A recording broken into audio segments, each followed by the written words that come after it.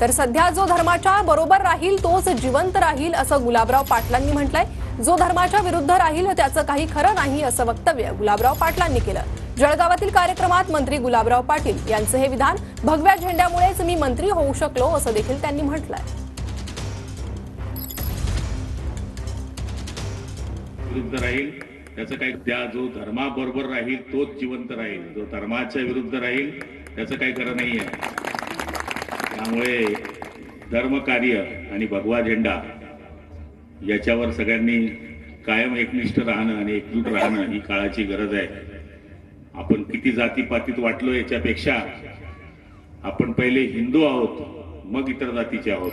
हिंदू धर्म टिकला तर जात टिकेल, हिंदू धर्मच टिकणार नाही तर जात कुठून टिकणार आहे। कारण की या भगव्या झेंड्यामुळेच मी मंत्री होऊ शकलो असं सांगायला मला अभिमान वाटतो। आपण निवडणूक पाहिली, भगवे एका साईडला होते आणि बाकी एका साईडला होते।